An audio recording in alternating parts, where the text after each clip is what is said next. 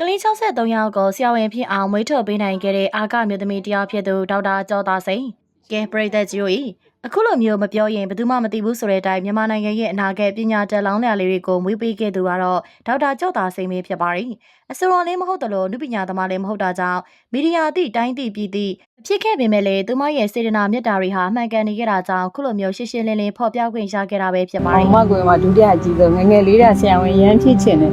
ဖြစ်ချင်တော့မိဘတွေကလည်းကြောင်းမထားပေးနိုင်ဒါပေမဲ့ကြိုးစားရင်းနဲ့ကွာဖြစ်တယ်ဆိုတော့တူရင်းလို့ရှင်ပြော10တန်းကို2နှစ်ကြာတတိယမြောက်မှာကျမကညာချောင်းကနေအောင်နော်10တန်းကုန်ပြီး3နှစ်အောင်တဲ့အခါကျတော့ဆေးတက်ကလေးလည်းဝင်ခွင့်ရတယ်ဒါပေမဲ့ကြောင်းထားပေးမဲ့မရှိဘူးပဲဆရာဝန်ဖြစ်ဖို့ပထမနှစ်မှာ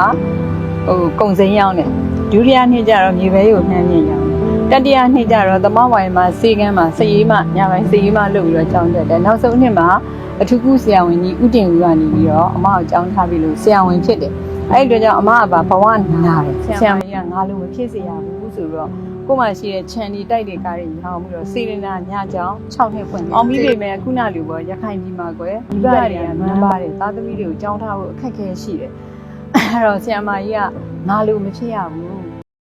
သူမဟာဆရာဝန်တယောက်ဖြစ်တဲ့ညီကလေးပေါင်းအယောက်160ကျော်ကိုလည်းပညာတတ်သားသမီးလိမ္မာလေးတွေဖြစ်အောင်မွေးထုတ်ပေးနိုင်ခဲ့ပါတယ်။ဒီလိုမျိုးစေနာပါပါပြောထောင်ပေးခဲ့တဲ့နောက်ွယ်မှာတော့သူမရဲ့ဘဝတွေးကြုံတွေဟာအင်မတန်မှခက်ထန်ကြမ်းတမ်းနေခဲ့ပါတယ်။သူမဟာငယ်လေးကစားလို့ချင်းသူတယောက်ဖြစ်ပေမဲ့မိဘတွေရဲ့ငွေကြေးချို့တဲ့မှုကြောင့်ပညာရေးဆိုရင်စာရေးတက်ရင်သာရပါပြီဆိုတဲ့အတိုင်းဝိုင်းမှာကြီးပြင်းခဲ့ပါတယ်။အဲ့ဒါပြင်တင် जा ပြသမှုခြေခံမရှိခဲ့တဲ့သူတယောက်ဖြစ်တာကြောင့်10တန်းကို2နှစ်ဖြည့်ခဲ့ရပြီးနောက်နှစ်မှာတော့ဂုံတူ3မာသားနဲ့တူစေးချောင်းမတ်ကိုမိခဲ့တဲ့အထိထူးချွန်ခဲ့ပါတော့တယ်။သူမအနေနဲ့ကတော့စေးချောင်းတက်တဲ့အခါမျိုးမှာတောင်မှကြောင်စီမရှိနေခဲ့တာမို့3နှစ်လုံးလုံးဈေးအောင်ပြီးတော့ဘဝနာခဲ့တာမလို့နောင်လောင်သားတွေကိုလည်းသူမလိုမျိုးမဖြစ်အောင်ပတ်မိုးပေးခြင်းနဲ့စိတ်အပြည့်ရှိနေကြတာဖြစ်ပါတယ်။ဒါကြောင့်အခမဲ့ပညာသင်ကြားရေးစနစ်ဖြစ်တဲ့ညချောင်းကိုတည်ထောင်ပြီးတော့ကျောင်းသားပေါင်း160ကျော်ကိုနှစ်ချင်းပေါင်အောင်မြင်အောင်သင်ကြားပေးနိုင်ခဲ့တယ်လို့အခုချိန်မှာဆိုရင်လေစေးချောင်းသားပေါင်း63ယောက်ကိုမွေးထုတ်နိုင်ခဲ့တာပဲဖြစ်ပါတယ်။အဲ့ဒါပြင်သွားပဲဆိုင်ရာနဲ့ဥပဒေပညာဆိုင်ရာတွေမှာလည်းမွေးထုတ်ပေးထားနိုင်ခဲ့တာမို့သူမအခုလိုမျိုးပံ့ပိုးပေးနိုင်ခဲ့တာကိုဝမ်းသာပီတိဖြစ်နေကြတာဖြစ်ပါတယ်။ဆိုတော့ပြည်သက်ကြီးအနေနဲ့လေကိုယ့်ရဲ့ငယ်ဘဝလေးမှာဘလို့ဖြတ်သန်းခဲ့ရလဲဆိုတာအမှတ်တရပြောခဲ့ပေးပါအောင်ရှင်။